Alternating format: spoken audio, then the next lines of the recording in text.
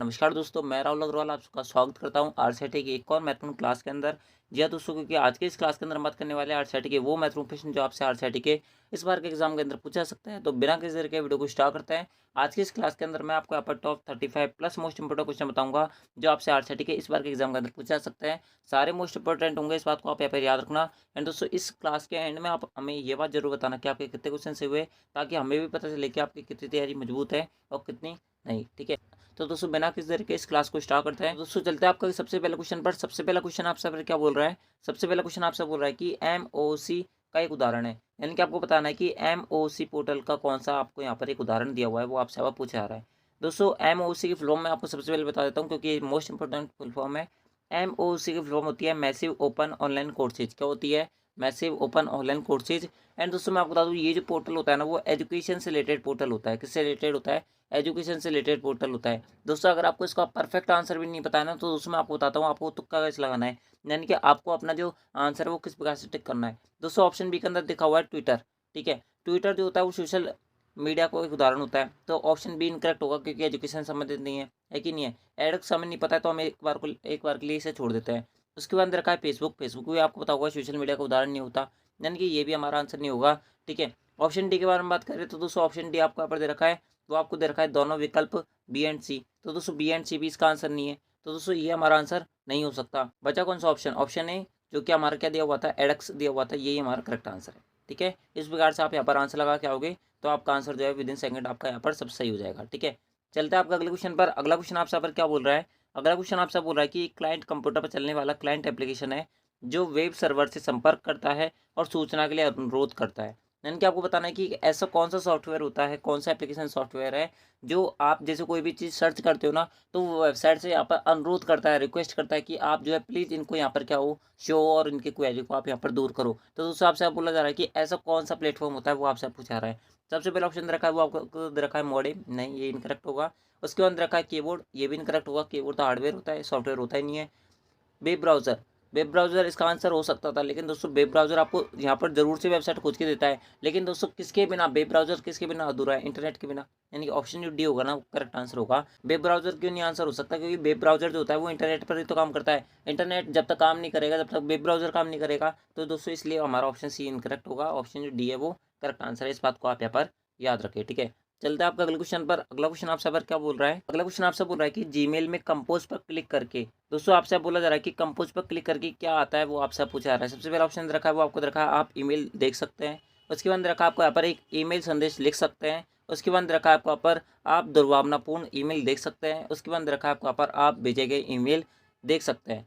दोस्तों मैं आपको बता दूँ अगर कभी आपने यहाँ पर जीमेल का इस्तेमाल किया होगा ना, तो दोस्तों आपको पता होगा कि जो आपका कंपोज वाला बटन होता है ना, इसके माध्यम से तो आप नया ईमेल लिख सकते हैं। क्या कर सकते हैं? आप नया ईमेल लिख सकते हैं। यानी कि न्यू ईमेल लिखने के लिए हम किसका इस्तेमाल करते हैं? कंपोज वाले बटन का यहाँ पर इस्तेमाल करते हैं। यानी कि एक संदेश लिखने के लिए हम इसका इस्तेमाल करते हैं। यानी कि ऑप्शन जो बी है ना, वो हमारा इस क्वेश्चन का करेक्ट आंसर है। ठीक है, चलते हैं आपका अगले क्वेश्चन पर। अगला क्वेश्चन आपसे बोल रहा है कि निम्नलिखित में से कौन सा पॉइंटिंग उपकरण के सही उदाहरण है, वो आपसे पूछा रहा है। किस प्रकार से बताओगे?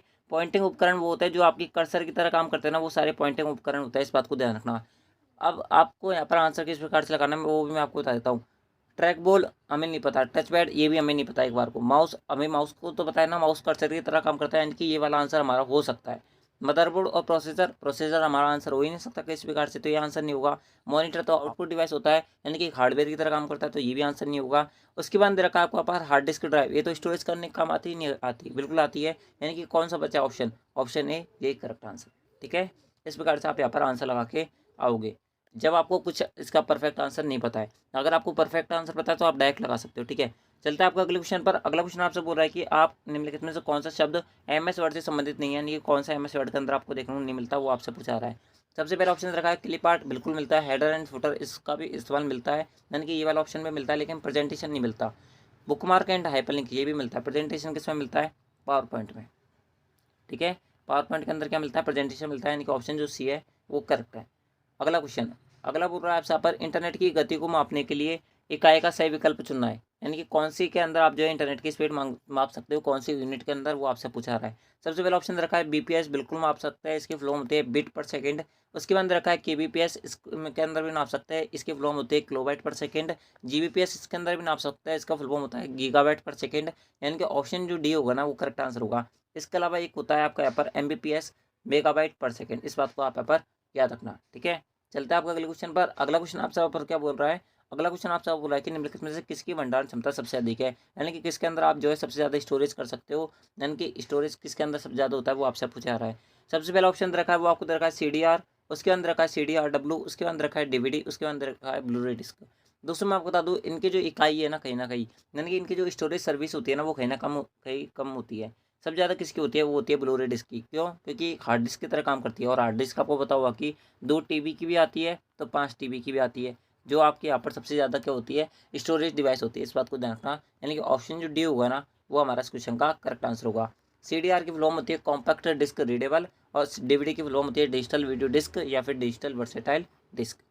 चलते हैं अगले क्वेश्चन पर। अगला बोल रहा है आपसे यहाँ पर निम्नलिखित में से कौन सा एंड्रॉयड उपकरणों में स्क्रीन लॉक है, यानी कि आपको बताना है कि आपका जो एंड्रॉयड मोबाइल है ना इसके अंदर कौन कौन सा आपको यहाँ पर स्क्रीन लॉक देखने को मिल जाता है, वो आपसे पूछा रहा है। सबसे पहला ऑप्शन रखा है वो आपको रखा है पैटर्न, आपको मिल जाता होगा। पैटर्न कौन सा होता है, जिसके अंदर डॉट डॉट वाला, यहाँ पर एक पैटर्न नहीं होता क्या, 9 डॉट होता है, इसके अंदर आप अपना पैटर्न फिक्स करते हो कुछ भी, ठीक है, वो आपके क्या कहलाता है, पैटर्न लॉक कहलाता है। पिन भी हो जाता है, पासवर्ड भी हो जाता है, यानी कि ऑप्शन जो डी है वो करेक्ट आंसर है। सभी प्रकार के स्क्रीन लॉक हमें एंड्रॉयड मोबाइल के अंदर देखने को मिल जाता है, ठीक है। चलते हैं अगले क्वेश्चन पर। अगला क्वेश्चन आपसे बोल रहा है कि आप आधार को बैंक खाते से कैसे जोड़ सकते हो, यानी कि अगर आप अपना आधार कार्ड अपने बैंक अकाउंट से लिंक कराना चाहते हो तो किस प्रकार से करा सकते हो, वो आपसे पूछा रहा है। सबसे पहला ऑप्शन रखा है वो आपको देखा है नेट बैंकिंग का उपयोग करके बिल्कुल करा सकते हैं। आयकर विभाग में जाकर नहीं, आप तो यहाँ पर पैन कार्ड संबंधित कराते हैं। पासवर्ड सेवाओं पर जाकर नहीं पासवर्ड बनवाते हैं, यानी कि ऑप्शन जो ये होगा वो भी नहीं करेक्ट। ऑप्शन जो ए है वो हमारा इस क्वेश्चन का करेक्ट आंसर है। बिल्कुल बेसिक बेसिक सा क्वेश्चन है, इसके अंदर कुछ नहीं है, ठीक है। चलते हैं आपका अगले क्वेश्चन पर। अगला क्वेश्चन आपको यहाँ पर बोल रहा है कि नीचे दी गई तालिका का सही विकल्प आपको यहाँ पर चयन करना है, यानी कि आपको यहाँ पर मैच करने कौन सा ऑप्शन होगा। सबसे पहला ऑप्शन रखा है वो आपको रखा है राजधारा।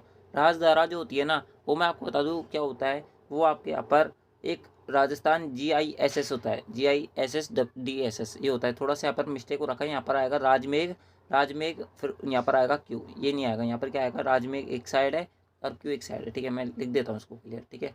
तो इस कारण से ये आपका प्रश्न यहाँ पर नहीं आएगा, राज में एक आएगा, और ये वाला ऑप्शन आपको क्या दे रखा है, क्यू वाला दे रखा है, ठीक है। इस प्रकार से अब दोस्तों बात करें यहाँ पर सबसे पहला ऑप्शन की। सबसे पहला ऑप्शन रखा है वो आपको दे रखा है राजधारा। राजधारा जो होती है ना राजस्थान GISS और DSS ये होती है इसकी फुल फॉर्म, यानी कि ये इसके काम आती है। राज में क्या होता है, मैंने आपको 1000 बार बताया, क्लाउड स्टोरेज प्लेटफॉर्म होता है, यानी कि पहले का क्यू आएगा, दूसरे का क्या आएगा, पी आएगा, और तीसरे का क्या बचेगा, आर।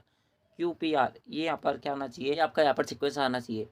QPR पहले में नहीं है, दूसरे में एक है, दूसरे में भी नहीं है, ठीक है, तीसरे में एक है, तीसरे में नहीं है, यानी कि चौथा जो होगा ना वो करेक्ट आंसर होगा, क्योंकि लास्ट के 2 मिल रहे हैं इसके अंदर, यानी कि पहला गायब है, यानी कि पहले में क्या आएगा, Q आएगा, ठीक है। ऑप्शन जो डी है वो करेक्ट है। चलता है आपका अगले क्वेश्चन पर। अगला क्वेश्चन आपसे बोला कि सुरक्षित वेबसाइटों के संबंध में निम्न कथनों पर विचार करें, यानी कि कौन सी एक सुरक्षित वेबसाइट, एक सेफ ब्राउजर वाली वेबसाइट होती है, वो आपसे पूछा रहा है। दोस्तों मैं आपको बता दूं, एक सेफ ब्राउजर के पहचान, एक सेफ वेबसाइट की पहचान दो ही होती है। एक होता है कि उसके HTTP के पीछे क्या आता है, एस आता है हमेशा, वो एक सेफ ब्राउजर यानी कि सेफ वेबसाइट की पहचान होती है। और दूसरा होता है कि उस वेबसाइट के आगे एक ताले का निशान होता है, जिसे हम किस नाम से जानते हैं, उसे हम पैडलॉक के नाम से जानते हैं। इस बात को ध्यान रखना। इस प्रकार से 2 पहचान होती है, इसके अलावा तीसरी पहचान नहीं होती। सबसे पहला ऑप्शन रखा है वो आपको रखा है इसके वेब पेज के साथ में हमेशा HTTPS का इस्तेमाल होता है, बिल्कुल होता है। ऑप्शन ए ठीक है, यानी कि पहला स्टेटमेंट ठीक है। दूसरा दे रखा है इसमें ब्राउजर विंडो के फ्रेम के पर हमेशा एक पैडलॉक यानी कि एक ताले का निशान होता है, बिल्कुल होता है। इसमें हमेशा .com डोमेन होता है, नहीं, ये इनकरेक्ट होगा। पहला और दूसरा ठीक है, पहला दूसरा ठीक है, यानी कि ऑप्शन जो सी है वो करेक्ट है, ठीक है। दोस्तों अगला क्वेश्चन मैं बताऊं इससे पहले, अगर किसी भाई ने अब तक वीडियो को लाइक नहीं किया ना तो मेरे भाई वीडियो को लाइक जरूर करें, चैनल को सब्सक्राइब जो करें। सब मेहनत आप सबके लिए, हमारे लिए कुछ भी नहीं है इसके अंदर, जैसे कि मैंने आपको पहले वाली वीडियो के अंदर भी बताया हुआ है, ठीक है। तो दोस्तों आप जो है इस वीडियो को दबा के लाइक करें, चैनल को सब्सक्राइब जो करें, सारी मेहनत आप सबके लिए की जाती है, इस बात को आप यहाँ पर याद रखिए। चलते हैं आपके अगले क्वेश्चन पर। अगला क्वेश्चन आपसे पर क्या बोल रहा है, अगला क्वेश्चन आपसे बोल रहा है कि डॉट मैट्रिक्स, इंकजेट और लेजर किसका उदाहरण होता है, यानी कि किस प्रकार के डिवाइस होता है, वो आपसे पूछा रहा है। सबसे पहला ऑप्शन रखा है वो आपको रखा है प्रिंटर, उसके अंदर रखा है मॉनिटर, उसके अंदर रखा है सॉफ्टवेयर, उसके बाद रखा है कीबोर्ड। कीबोर्ड तो खुद एक डिवाइस है, ये आंसर नहीं होगा। सॉफ्टवेयर ये होगा नहीं क्योंकि ये हार्डवेयर होता है। मॉनिटर के टोटल 4 प्रकार होते हैं, जिसमें से एक भी ये मैच नहीं खा रहा, यानी कि प्रिंटर का करेक्ट आंसर है, ठीक है। प्रिंटर के 3 प्रकार होते हैं, वैसे बेसिकली तो 2 ही होता है, एक होता है इम्पैक्ट प्रिंटर और एक होता है नॉन इम्पैक्ट प्रिंटर, ठीक है। उसके बाद में ये यहाँ पर इनकी कैटेगरी आ जाती है, ठीक है, यानी कि ऑप्शन जो ए है वो करेक्ट है। चलता है अगले क्वेश्चन पर। अगला क्वेश्चन आपसे यहाँ पर क्या बोल रहा है, अगला क्वेश्चन आपसे बोल रहा है कि क्रेडिट कार्ड के माध्यम से भुगतान लेन देन के लिए क्या जानकारी आवश्यक है। यानी कि अगर आप यहाँ पर क्रेडिट कार्ड के थ्रू पेमेंट कर रहे हो ऑनलाइन, तो आपके पास कौन कौन सी चीज़ जो है अवेलेबल होनी चाहिए वहाँ पर पेमेंट करते वक्त। सबसे पहला ऑप्शन रखा है वो आपको रखा है क्रेडिट कार्ड नंबर 16 अंकों का जो होता है, बिल्कुल चाहिए होता है। इस बात को ध्यान रखना कि 16 अंकों क्या होता है, क्रेडिट कार्ड नंबर होता है, वो आपसे यहाँ पर पूछा सकता है। उसके अंदर रखा समाप्ति तिथि CVV नंबर बिल्कुल होना चाहिए, OTP भी होना चाहिए। ऑप्शन डी है करेक्ट आंसर। ठीक है, बिल्कुल बेसिक सा क्वेश्चन था। चलता है आपका अगले क्वेश्चन पर। अगला क्वेश्चन आपसे बोल रहा है कि यदि आप थोड़ी देर के लिए किसी कार्य पुस्तिका पे काम कर रहे हैं, यानी कि वर्क बुक पे काम कर रहे हैं, MS एक्सेल के अंदर काम कर रहे हैं, और गलती से इसे सहेजे बिना यानी कि सेव किए बिना यहाँ पर क्या हो गई है, ये फाइल बंद हो गई है, तो आप MS एक्सेल 2010 में सहेजे गए संस्करण को पुनः प्राप्त कर सकते हैं। यानी कि आप इसे रिस्टोर कर सकते हैं, नहीं कर सकते, बिल्कुल कर सकते हैं, पहला स्टेटमेंट ठीक है। ठीक है, उसके अंदर रखा आपको यहाँ पर MS एक्सेल 2010 में इंटरनेट से या ईमेल से डाउनलोड की हुई एक्सेल फाइल स्वचालित रूप से यानी कि अपने आप ही प्रोटेक्ट व्यू में खुल जाएगी। निम्नलिखित उपयुक्त विकल्प का आपको चयन करना है। दोस्तों मैं आपको बता दूं, अगर आप यहाँ पर ईमेल से या फिर इंटरनेट से कोई भी यहाँ पर एक्सेल की फाइल डाउनलोड करते हो, तो दोस्तों वो अपने आप ही प्रोटेक्ट व्यू के अंदर खुलती है। ये बात तो भी आपके यहाँ पर सही है। अगर आपने कभी डाउनलोड करके इसका एक्सपेरिमेंट किया होगा तो दोस्तों आपको पता होगा, नहीं तो आपको ये चीज़ नहीं पता होगा, तो दोस्तों आप जो इन दोनों को रट लेना इस चीज़ को। ठीक है, यानी ऑप्शन जो डी है वो करेक्ट आंसर है। ठीक है, इस बात को ध्यान रखना। अगर आपका इस्तेमाल आती होंगी ना ये चीज़, तो आपको पता होगा, हमारे डेली काम आती है तो हमें पता है ये सारी चीज़ें। ठीक है, चलता है आपका अगले क्वेश्चन पर। अगला क्वेश्चन आपसे बोल रहा है कि MS एक्सेल में यदि किसी सेल की सामग्री बड़ी है और सेल दिखाई नहीं देती है, तो हम खालिस्तान का उपयोग कर सेल में दिखाई जाने वाली सभी सामग्री को कई लाइनों में प्रदर्शित कर सकते हैं। आपसे आप बोल रहा है कि मान लो कि आपके पास MS एक्सेल की सीट है, इसके अंदर बहुत सारा डाटा लिखा हुआ है। एक ऐसी सेल है इसके अंदर बहुत बड़ा डाटा लिखा हुआ है, जिसे आप यहाँ पर पूरा देख नहीं पा रहे, और आप चाहते हो कि 2 से 3 लाइनों में आकर ये क्या हो जाए, यहाँ पर पूरा डाटा दिख जाए। तो दोस्तों आपके से फीचर का इस्तेमाल करना पड़ेगा। आपको यहाँ पर कौन से फीचर का इस्तेमाल करना पड़ेगा वो आपसे पूछा रहा है। दोस्तों आपको इसके लिए किसका इस्तेमाल करना पड़ेगा, मर्ज सेल का इस्तेमाल करना पड़ेगा। इस बात को ध्यान रखना। ऑप्शन जो ए है वो करेक्ट है। चलता है आपका अगले क्वेश्चन पर। अगला क्वेश्चन आपसे पर क्या बोल रहा है, अगला क्वेश्चन आपसे बोल रहा है कि MS एक्सेल 2010 में खालिस्तान एक गोलाकार आकार का चार्ट है, जिसे संख्यात्मक अनुपात का वर्णन करने के लिए स्लाइड्स में विभाजित किया जाता है। यानी कि आपसे बोला जा रहा है कि एक गोलाकार आकार का चार्ट होता है जिसमें स्लाइड्स में विभाजित किया जाता है। कौन से प्रकार का चार्ट होता है वो आपसे पूछा जा रहा है। दोस्तों मैं आपको बता दूं, इस प्रकार का जो चार्ट होता है ना, उसे हम पाई चार्ट के नाम से जानते हैं। यानी कि ऑप्शन जो डी है वो करेक्ट है। ठीक है, चलते हैं अगले क्वेश्चन पर। अगला क्वेश्चन आपसे बोल रहा है कि निम्नलिखित में से कौन सी सेवा ई मित्र के वेब पोर्टल के माध्यम से उपलब्ध नहीं है। निम्नलिखित में सबसे उपयुक्त विकल्प का आपका चयन करना है। यानी कि ई मित्र के माध्यम से आप कौन सी सेवा का लाभ नहीं उठा सकते, फायदा नहीं उठा सकते, वो आपसे पूछा रहा है। सबसे पहला ऑप्शन रखा है वो आपको रखा है बिजली पानी का बिल का पेमेंट बिल्कुल कर सकते हैं। बोनाफाइड अधिवास प्रमाण पत्र बनाने के लिए आप आवेदन भी कर सकते हैं, ये भी ठीक है। उसके बाद हमने रखा है रोजगार विभाग के कार्यालय में पंजीकरण भी कर सकते हैं। उसके अंदर रखा आपको यहाँ पर आप ई मित्र का उपयोग कर उपरोक्त सभी सेवाओं का लाभ उठा सकते हैं। यानी कि ऑप्शन जो डी होगा ना वो करेक्ट आंसर होगा। ठीक है, चलता है अगले क्वेश्चन पर। अगला क्वेश्चन आपसे बोल रहा है कि खालिस्तान नए मतदाता का पंजीकरण आवेदन करने के लिए ऑनलाइन पोर्टल है। दोस्तों मैंने आपको 1000 बार बताया, जब भी आपको यहाँ पर मतदाता से रिलेटेड क्वेश्चन आ जाए, दोस्तों आपको आंख बंद करके एक वेबसाइट ढूंढनी है अपने ऑप्शंस के अंदर, वो है NVSP वेबसाइट। इसकी फुल फॉर्म होती है नेशनल वोटर सर्विसेज पोर्टल। इस पर ही आपके मतदाता से रिलेटेड यानी वोटर ID संबंधित जो भी काम होता है ना, वो सारा काम इसमें ही होता है। इस बात को ध्यान रखना। यानी कि ऑप्शन जो ए होगा ना वो करेक्ट आंसर होगा। ठीक है, चलता है अगले क्वेश्चन पर। अगला क्वेश्चन आपसे यहाँ पर क्या बोल रहा है, अगला क्वेश्चन आपसे बोल रहा है कि ट्रेनों के आवागमन और प्रस्थान के पूछताछ के लिए वेब पोर्टल है। यानी कि आप जो है ऑनलाइन कहाँ पर ट्रेनों की कौन सी ट्रेन अभी आ रही है, कौन सी जाएगी, इन सब चीज़ों के बारे में पूछताछ कौन सी जगह कर सकते हो वो आपसे पूछा रहा है। सबसे पहला ऑप्शन रखा है वो आपको रखा है indianrail.government.in। करेक्ट आंसर है, क्योंकि इंडियन रेलवे की ऑफिशियल वेबसाइट। ठीक है, आगे में पढ़ने की जरूरत नहीं है, ये आपके यहाँ पर क्या होता है, एक डिपार्टमेंट है, ये होगा नहीं और ये भी नहीं होगा। ठीक है, चलता है अगले क्वेश्चन पर। अगला क्वेश्चन आपसे पर क्या बोल रहा है, अगला क्वेश्चन आपसे बोल रहा है कि निम्नलिखित में से कौन सा साइबर थ्रेट यानी कि साइबर खतरे के प्रकार है वो आपसे पूछा रहा है। सबसे पहला ऑप्शन रखा है वो आपको रखा है वायरस, बिल्कुल होता है। ट्रोजन ये भी होता है, स्पाईवेयर इस पे भी होता है। यानी कि ऑप्शन जो ए है वो करेक्ट आंसर है। क्रोम फायरफॉक्स एज ये वेब ब्राउजर होता है, या होगा नहीं। उसके अंदर रखा है play store, Apple store, Windows store. ये तो यहाँ पर ऐप और सॉफ्टवेयर डाउनलोड करने के लिए आपके क्या होता है, सॉफ्टवेयर की तरह काम करता है, ऐप की तरह काम करता है। इस बात को ध्यान रखना। HTTPS और FTP इनके बारे में थोड़ी देर पहले मैंने आपको बताया था। यानी कि ऑप्शन जो ए है वो करेक्ट आंसर है। अगला क्वेश्चन, अगला बोल रहा है आपसे यहाँ पर बस टाइपोलॉजी में लिंक और नोट्स कैसे जुड़े होते हैं। लिंक और नोट्स किस प्रकार से जुड़े होते हैं वो आपसे पूछा जा रहा है। मान लो कि आपके पास एक बस है, ठीक है, बस में कैंडिडेट कैसे बैठे होते हैं, यानी कि बस में जो पैसेंजर होता है वो किस प्रकार से सवारी करता है वो आपसे पूछा जा रहा है। इनडायरेक्टली आप इस प्रकार समझ लो, एक बालकनी होती है, यहाँ से ही सारे पैसेंजर आते हैं और जहाँ से जाते हैं नहीं जाते। इस प्रकार से आप यहाँ पर समझ सकते हो कि ये आपके यहाँ पर जो बालकनी है ना, आप इसको यहाँ पर समझो कि ये आपके यहाँ पर क्या है, एक केबल है। क्या है, आपके यहाँ पर एक केबल होती है। इस केबल से सारे नोट्स यानी कि सारे कैंडिडेट जुड़े हुए हैं, नहीं जुड़े हुए हैं, बिल्कुल जुड़े हुए हैं। ये जो कैंडिडेट है ना, इनको आप यहाँ पर नोट समझ लो। ठीक है, तो दोस्तों एक प्रत्येक नोड एक केबल से जुड़ा होता है, नहीं जुड़ा होता, बिल्कुल जुड़ा होता है। प्रत्येक नेटवर्क होस्ट एक केंद्रीय बिंदु से बिंदु तक का कनेक्शन होता है, बिल्कुल होता है, यानी कि ऑप्शन जो सी होगा ना, ए एंड बी दोनों, ये करेक्ट आंसर होगा। इस बात को आप यहाँ पर याद रखिए, ठीक है। चलते हैं अगले क्वेश्चन पर। अगला क्वेश्चन आपसे पर क्या बोल रहा है, अगला क्वेश्चन आपसे बोल रहा है कि आईएसपी का पूर्ण रूप क्या है। दोस्तों इससे पहले हमारा एक क्वेश्चन मिस हो गया 22वां, ठीक है, तो मैं उसको बता देता हूँ आपको। अगला क्वेश्चन आपसे बोला है कि विंडोज 10 में सिस्टम सेटिंग या अन्य लोगों के खातों को प्रबंधित करने के लिए किसी विशेष प्रकार के खाते का उपयोग किया जाता है। सिस्टम सेटिंग और अन्य लोगों के खाते को प्रबंधित करने के लिए यहाँ पे विंडोज 10 के अंदर मैं आपको बता दूँ, दो प्रकार के अकाउंट होता है, एक होता है स्टैंडर्ड, एक होता है एडमिनिस्ट्रेटर, ठीक है। और जो लोगों के खातों को प्रबंधित करता है ना, वो होता है प्रशासक, यानी कि एडमिनिस्ट्रेटर वाला खाता है, यानी कि एडमिनिस्ट्रेटर, यानी कि ऑप्शन सी होगा ना, वो करेक्ट आंसर होगा, ठीक है। अगला क्वेश्चन आपसे बोल रहा है कि आईएसपी का पूर्ण रूप क्या है, यानी कि आईएसपी की फुल फॉर्म क्या होती है, वो आपसे पूछा रही है। सबसे पहला ऑप्शन रखा है वो आपको रखा है इंटरनेट स्पीड प्रोवाइडर, नहीं। इंटरनेट सर्विस प्रोटोकॉल, नहीं। उसके अंदर रखा है इंटरनेट सर्विस प्रोवाइडर, ये करेक्ट है, ठीक है। आईएसपी की फुल फॉर्म होती है internet service provider, internet service provider, ठीक है। दोस्तों फुल फॉर्म तो डायरेक्ट याद रखनी पड़ेगी, इनका कोई इलाज नहीं है यहाँ पर। अगला बोल रहा है आपसे, अपन निम्नलिखित में से कौन सा आपकी कंप्यूटर सिस्टम के लिए दुर्भावनापूर्ण है, यानी कि खतरनाक है, वो आपसे पूछ रहा है। सबसे पहला ऑप्शन रखा है वो आपको रखा है वायरस, बिल्कुल होता है। एंटीवायरस नहीं होता, फायरवॉल भी नहीं होता, अपडेट और सिक्योरिटी ये भी नहीं होता। ऑप्शन जो है वो करेक्ट है, बिल्कुल बेसिक सा क्वेश्चन है। चलते हैं अगले क्वेश्चन पर। अगला क्वेश्चन आपसे बोल रहा है कि मान लीजिए कि उपयोगकर्ता एक्स जो है MS एक्सेल 2010 का उपयोग करता है और अन्य उपयोगकर्ता वाई जो है एक एक्सेल का फाइल का साझा करता है जो MS एक्सेल 2003 का उपयोग करता है, तो क्या होगा, वो आपसे पूछा रहा है। सबसे पहला ऑप्शन रखा है वो आपको रखा है उपयोगकर्ता एक्स फाइल को .xlsx एक्सटेंशन के साथ वाई उपयोगकर्ता को साझा करता है, बिल्कुल करता है। आपको पता होना चाहिए कि MS एक्सेल 2010 का फाइल का एक्सटेंशन क्या होता है। आपको पता होगा कि 2010 की जितनी फाइल होती है उनके नाम के पीछे एक्स आता है और एक्सेल का एक्सटेंशन होता है .xls। आपको पता होना चाहिए ये चीज़। तो इसका एक्सटेंशन हुआ नहीं हुआ, बिल्कुल हुआ। एक्स कौन सा उपयोग करता है, एक्स जो है कौन से MS एक्सेल का इस्तेमाल करता है 2010 वाले का, तो उसका एक्सटेंशन ये है कि नहीं है, बिल्कुल है, यानी कि ऑप्शन जो ए है वही करेक्ट आंसर है। आगे में पढ़ने की जरूरत नहीं है। ऑप्शन बी के अंदर देखोगे तो दोस्तों आपको यहाँ पर बोला हुआ है .xls, ये आपके यहाँ पर 2003 और 2007 वाला जो यहाँ पर सॉफ्टवेयर आता है ना MS एक्सेल का, उसके अंदर यहाँ पर एक्सटेंशन होता है, यानी कि ऑप्शन बी इनकरेक्ट है। PPT वाला तो प्रेजेंटेशन का होता है, ये इनकरेक्ट होगा और ऑप्शन डी हो नहीं सकता, ठीक है। ऑप्शन जो ए है वो करेक्ट आंसर है।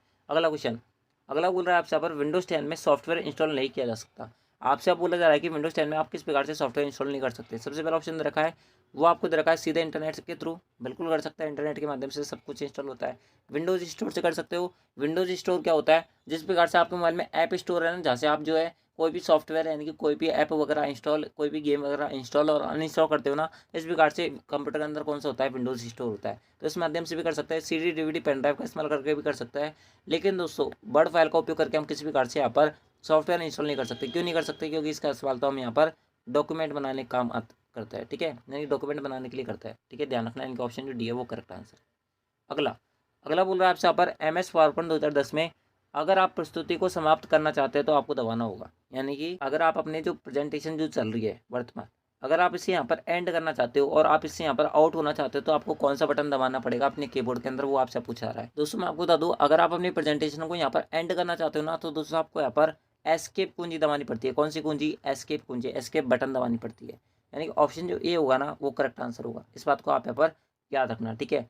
चलते हैं अगले क्वेश्चन पर। अगला क्वेश्चन आपसे बोल रहा है कि विंडोज 10 में सिस्टम रिस्टोर पॉइंट क्यों बनाए जाते हैं। नाम से पता नहीं चल रहा क्या पता चल रहा है नाम से, रिस्टोर पॉइंट से, यानी कि अगर हमारा कंप्यूटर कभी ख़राब हो गया, क्रैश हो गया, तो हम क्या कर सकें, हमारी फाइल को वापस रिकवर कर सके। इस कारण से क्या बनाया जाता है, सिस्टम रिस्टोर पॉइंट बनाया जाता है। For example system restore point क्या होता है, जैसे रिसाइकल बिन। आप कोई भी फाइल डिलीट करो रिसाइकल बिन में जाती है, और जब तक रिसाइकल बिन से यहाँ पर डिलीट नहीं करोगे जब तक वो परमानेंट डिलीट नहीं होती। अब आपको कमेंट बॉक्स में परमानेंट डिलीट की शॉर्टकट की बतानी है। रिसाइकल बिन से आप जो है यहाँ पर वापस फाइलों को रिस्टोर कर सकते हो। इस प्रकार से काम करता है, यानी कि ऑप्शन के बारे में बात करें, सबसे पहला ऑप्शन रखा है वो आपको रखा है इसका उपयोग पासवर्ड और उपयोग करता है खाते को सेट करने के लिए किया जाता है, नहीं। उसके अंदर रखा है सिस्टम में खराबी, सिस्टम क्रैश होने पर कंप्यूटर सिस्टम को रिकवर करने में इसका इस्तेमाल किया जाता है, नहीं किया जाता, बिल्कुल किया जाता है, यानी कि ऑप्शन जो बी होगा ना वो हमारा इस क्वेश्चन का करेक्ट आंसर होगा, ठीक है।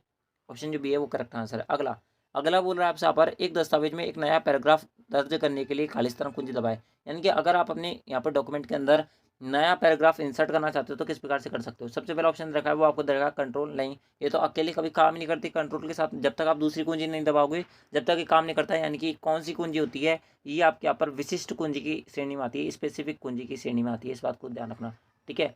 दूसरा देखा है ऑल्ट, ये भी स्पेसिफिक कुंजी अकेले काम नहीं करती। इसके अलावा और कौन सी होती है, एक शिफ्ट होती है, तीन ही होती है, ठीक है, इस बात को आप यहाँ पर याद रखना। एस्केप नहीं, इससे कुछ नहीं होगा, एंटर से होगा, एंटर दबाओगे ना तो नया पैराग्राफ इंसर्ट हो जाता है। अगला क्वेश्चन अगला बोल रहा है आपसे यहाँ पर निम्न में से कौन सा सॉफ्टवेयर अक्सर ईमेल एप्लीकेशन के रूप में काम लिया जाता है, जिसमें कैलेंडर, कार्य प्रबंधक आदि भी शामिल होते हैं।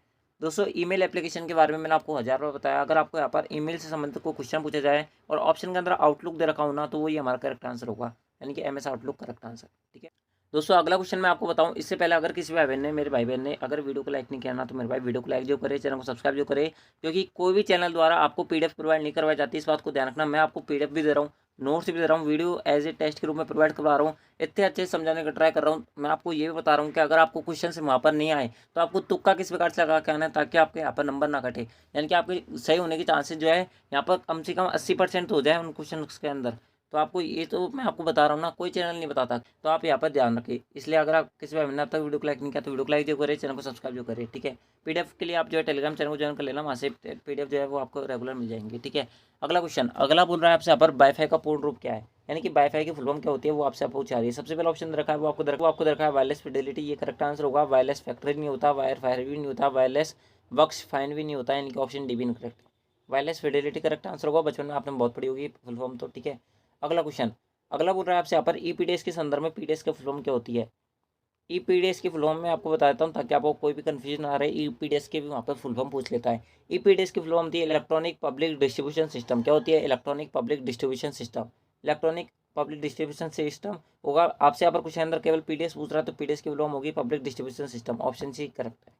ठीक है, चलता है अगले पर। अगला बोल रहा है आपसे यहाँ पर निम्नलिखित में से कौन सा एक खोज इंजन है, यानी कि सर्च इंजन का कौन कौन सा प्रकार होता है, वो आपसे पूछा रहा है। दोस्तों मैं आपको बता दूं, बेसिकली आपसे 3 सर्च इंजन पूछा जाता है। सबसे पहले एक गूगल होता है, एक होता है याहू।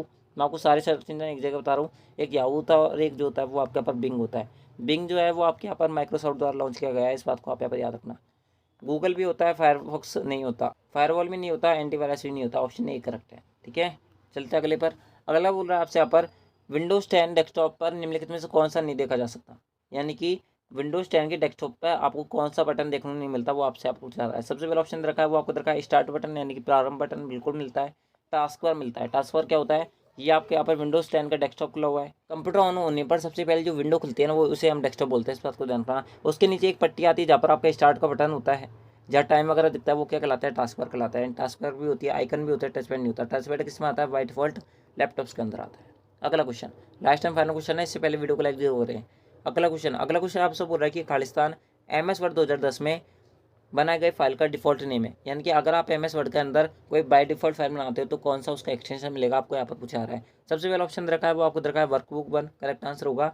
अगला वर्कशीट 1 नहीं, डॉक्यूमेंट नहीं, बुक नहीं, यानी कि ऑप्शन जो ए था वो करेक्ट आंसर था। ठीक है, तो दोस्तों इस प्रकार से ये थे आपके यहाँ पर RCET के टॉप मोस्ट इंपॉर्टेंट क्वेश्चन, जो कि मैंने आपको बहुत कम समय के अंदर कराने का ट्राई करा है और सारे क्वेश्चन समझाने का ट्राई करा है। आई होप आपको सारे क्वेश्चन समझ बैठे होंगे।